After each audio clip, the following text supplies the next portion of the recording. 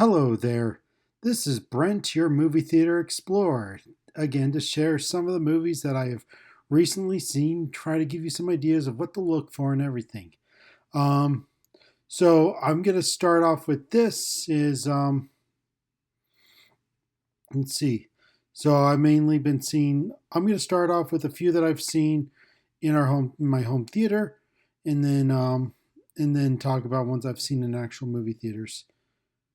Or yeah, let's start with that. So I'm watching my regular my solid movie theater, my really good movie theater, or my really good home theater, and that is The Legend of Ochi. So this is a brand new movie released earlier this year by A24. I wanted to go check it out I wanted to go check it out, but I never got around to seeing it in theaters, just because it was only playing for at least a couple of weeks. It didn't do particularly well at the box office, unfortunately, but it was one of those that, like, when it came out, I was like, I really wanted to check it out, so I picked up a Blu-ray copy and watched it in my really good home theater, and so again, just the really good home theater right now is an HD projector, so it's more 1080p quality, but still really good. And in the picture stood out really good. Like it was a very nice shot image, and like it just the details look great. It had that feel of like something that felt like it was shot in the 70s, early 80s. Um, like honestly, like the feel of the movie is it felt a lot like watching something that like my teachers would have put on when I was in elementary school, just to show something pretty cool. And so, or even just something I rented at the video store at times. So it was just it was really cool for that reason. And then um, and again, I think that contributed for the type of film that they used to shoot the movie, or at least the type of camera settings and all that. I haven't dug into did I didn't do a big dive into seeing like what kind of film they used or what kind of camera and all that, but it definitely felt like they knew what kind of look they were going for, and it looked really cool.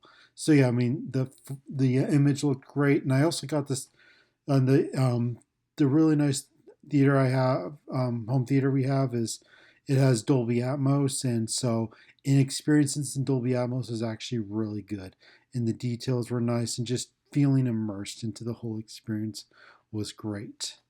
So it was definitely one of those really good home theater experiences, that I was glad I got to check out.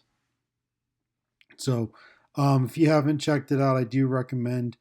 Um, like if you're just uncertain, you can go ahead and rent it out if you want to. It should be on digital to watch. But this is again, I like collecting physical media, and I chose to collect this one. I wanted to see it in theaters, and I never got to, so I wanted as close to the best home theater experience that I can get. So, which is why I went to get the Blu-ray. Which there isn't a 4K version of it, so it's only on Blu-ray. So, but it was definitely really good. Another one that I watched in my home theater recently was Master and Commander: The Far Side of the World. It came out in 2003. This is a movie, I think I described it on my Facebook post. This is a movie that I did actually get to see in theaters when it was playing in its initial run. I was 18 at the time. I really didn't get into it. I mean, I do look back, and it was a really cool theater going experience. Like the image was gorgeous, and the sound was really cool, but it's just one of those things I just couldn't appreciate. I just wasn't at the right age at the moment for that. So, but going back to rewatch it now, I picked up the Blu-ray back in back in the 2010s somewhere. I was just like, I found it for a really cheap price, and I'm like, I'd like to give it another shot, and end up rewatching. I'm like, oh, this is really cool, and then I just rewatched it recently in 4K. So I watched it in my more modest home theater, and it's a 55-inch 4K TV, and the sound, simple, but it is a 7.2 surround system with Dolby Atmos, and so the picture was great. Like it looked really good. Just the details in it, and the colors look good. And again, obviously, there's a particular look to it that it definitely doesn't look like you're probably not going to look and it's like, oh, this is the most mind blowing image of all time. But it was just definitely um, well remastered. And then the Dolby Atmos was really good.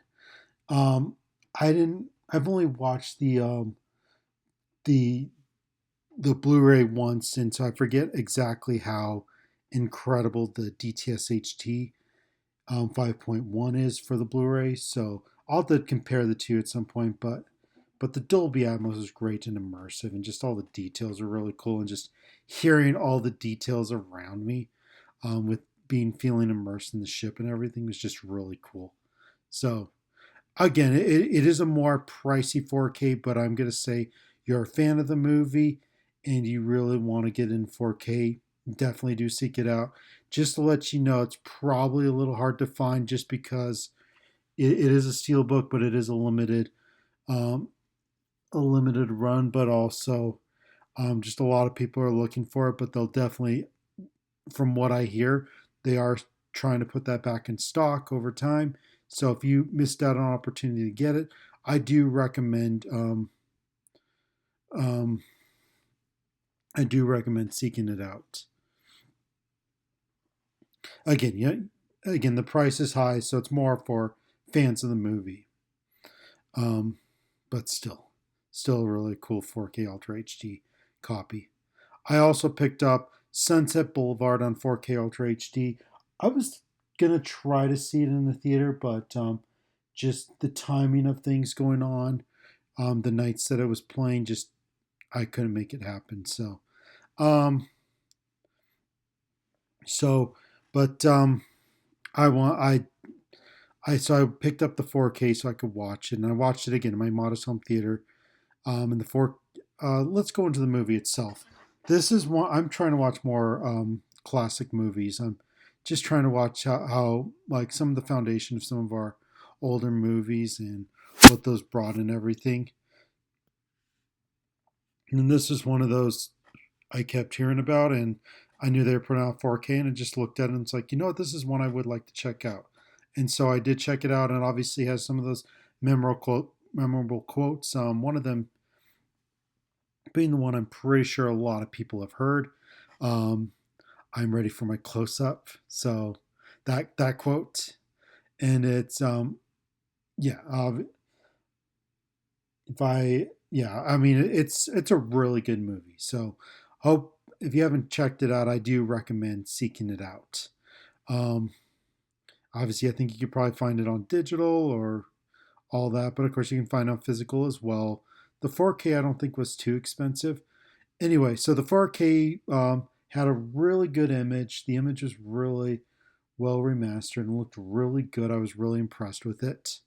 Um, and then the sound, I ended up checking it out on Dolby True HD 5.1. And again, I watched this in my modest home theater, so 55-inch TV. I mean, it's still got Dolby Atmos, but this again, Dolby True HD 5.1, and simple way to describe it, it's more front loaded.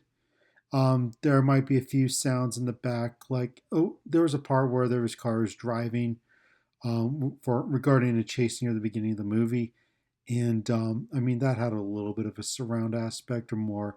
I could see it going from left to right and all that. But again, this wasn't something that, and I think there were certain parts where the surrounds helped support aspects of the picture, like with the sound, with the music and all. But yeah, it's mainly front heavy. But again, this is a movie from 1950, so I wasn't expecting like an incredible Dolby Atmos remix or anything like that. I was expecting it to be as true to what the picture is, and I feel like it was. So, and I mean, again, it was a really cool home theater experience for what it is. And I do think it's a movie worth checking out, especially if you're looking for a classic Hollywood movie to check out and all that. And it's just there's some aspects that are really intriguing. So, um, those are some of the few that I've seen in my home theaters. Um, and then I went to the movies to see a few other movies. I went to go see the Teenage Mutant Ninja Turtles. I went to just a regular theater, it was a Cinemark, in my local Cinemark, and I went to go see it during the week that it was playing. And I think it's still playing for a bit right now. But it was just really cool to experience the movie in theaters again.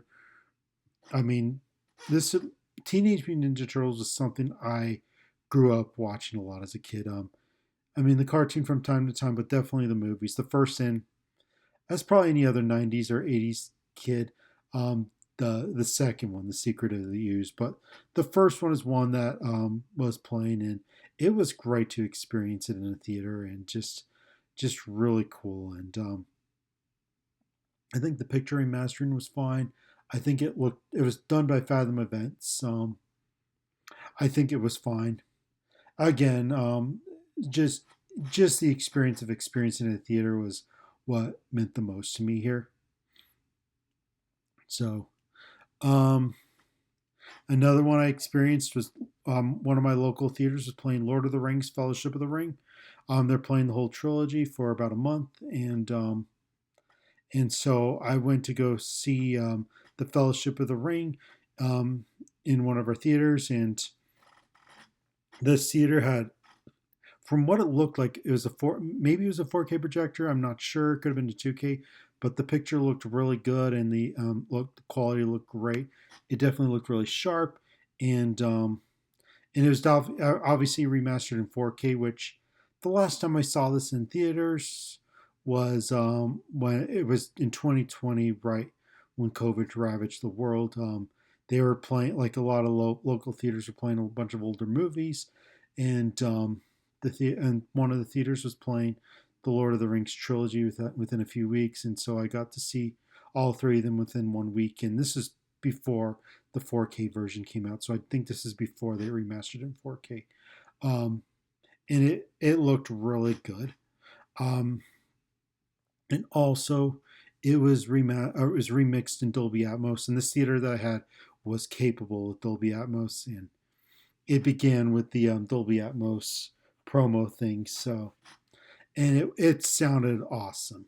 So, but regardless, even if it was Dolby Atmos or not, experiencing Lord of the Rings trilogy in a movie theater, regard of whatever it um, is definitely just a really great experience. And obviously, if you have a nearby theater and you haven't seen the movies in a while, that's how I recommend experiencing these movies, is in a movie theater. It's just a very incredible experience. Um, and I'm definitely going to be seeing the other two in the coming weeks. So um, our theater did do like a marathon, but because I had other things going on, I couldn't make the marathon happen. But seeing these at various points within a space period of time is great. So I'm excited to see the other two when I see them. Got tickets for them. So, and I'll definitely report on my experiences of those. Another one I saw was K K-pop Demon Hunter. So this was something that I think I heard a little bit about, but I didn't know the whole aspect of it. But it debuted in Netflix, I think, about a couple months ago, and it was getting a lot of traction. And then I guess they just Netflix decided to put a sing along version in theaters. Um, so I went to go see it with a group of friends. One of my friends invited me. I knew about it, but I didn't really watch any of the trailers or anything like that. So, and then I decided, hey, you know what? Why not? Why don't I just go check it out?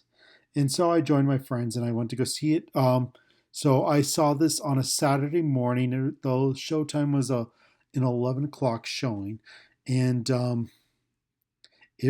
it's not a big theater. It's I don't remember how many seats there were. It's not the luxury seats, just to let you guys know.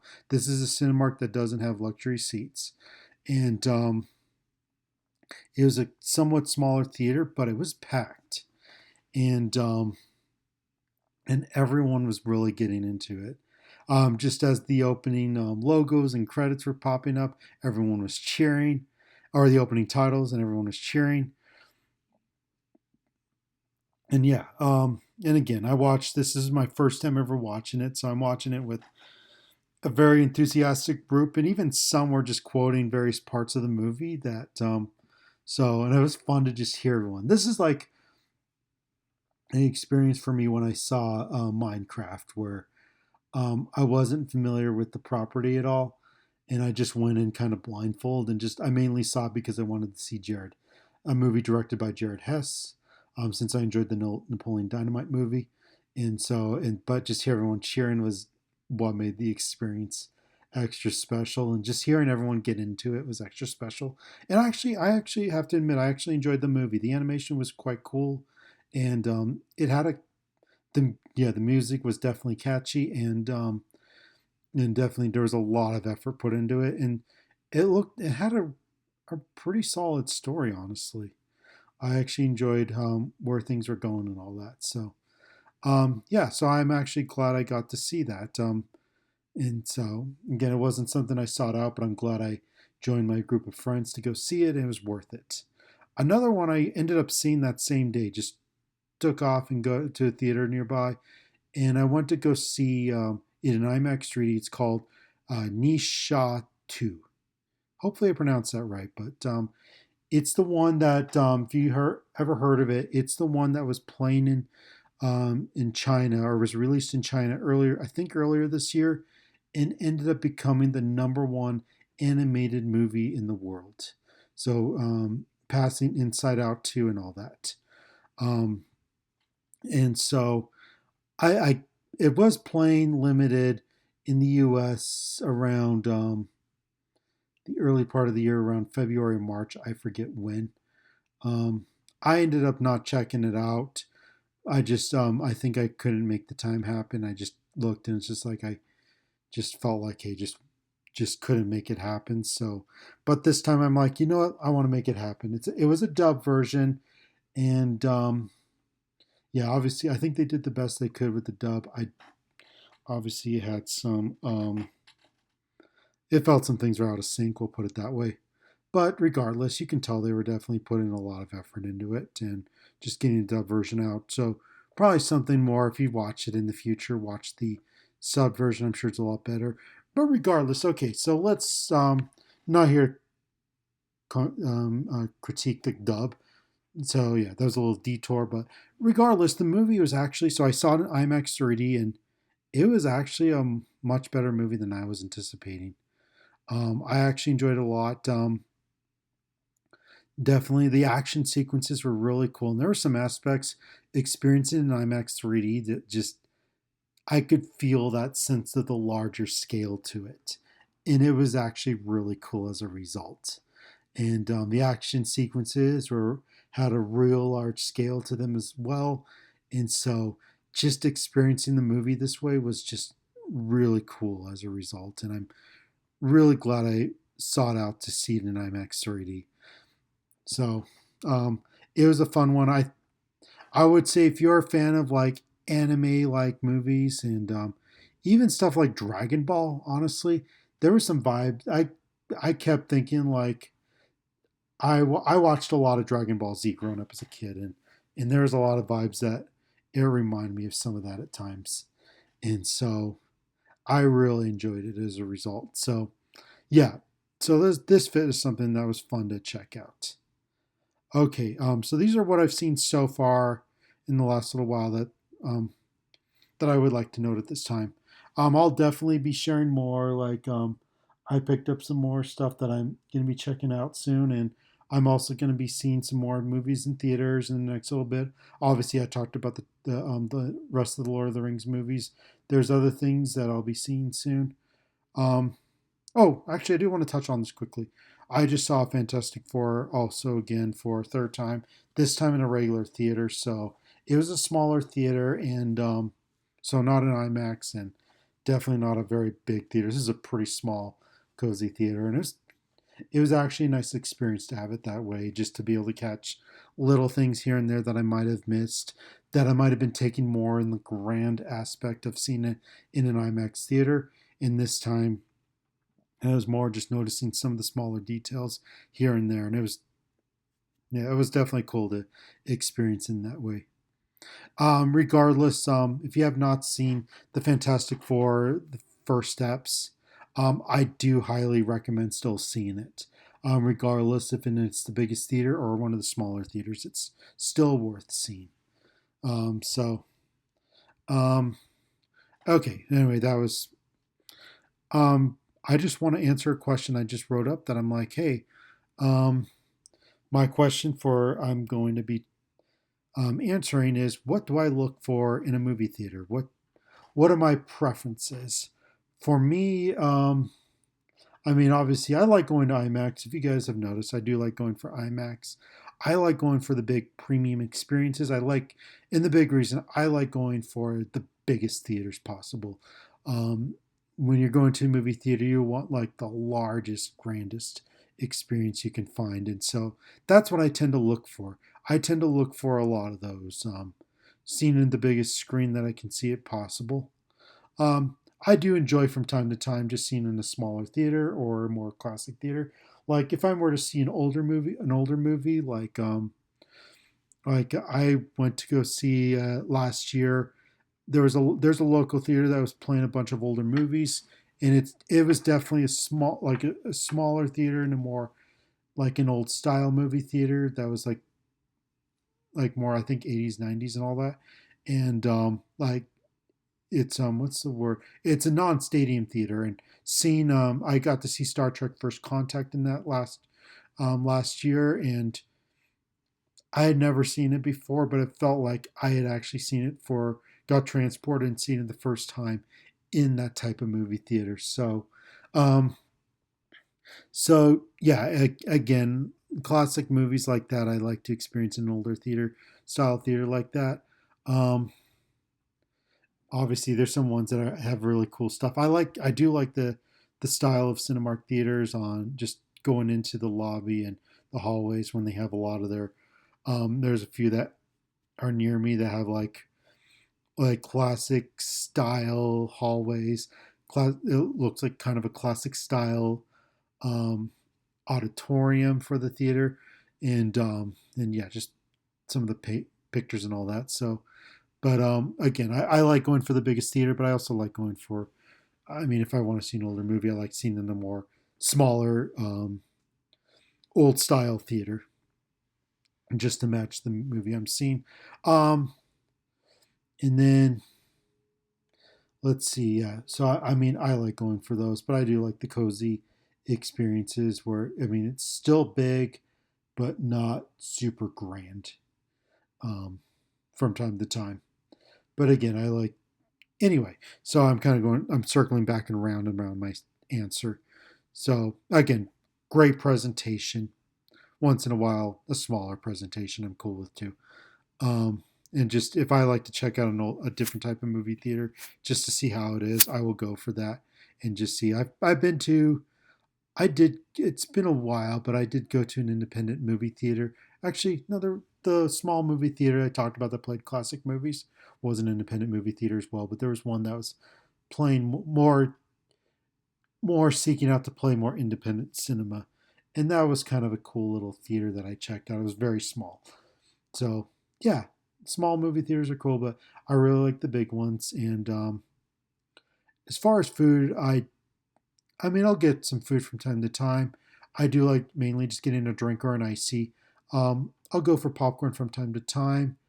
I tend to more go for the sweet tooth with getting, I mean, shakes from time to time. But the one I also like to get that isn't super pricey, but just enough for me to enjoy the food is um, just a single scoop of ice cream, just to enjoy it where it's not too expensive. I have local theater that does that. So yeah, um, so yeah, maybe not seeking out certain food options all the time, but if I'm I have a local theater that does have the IMAX, so I'll go for some good food options. Anyway, but yeah, presentation and awesome presentation. So yeah, um, I think that's it. I'm gonna do for today. So thank you for tuning in, and hope this is Brent again, your movie theater explorer, and go explore your local theater. Bye.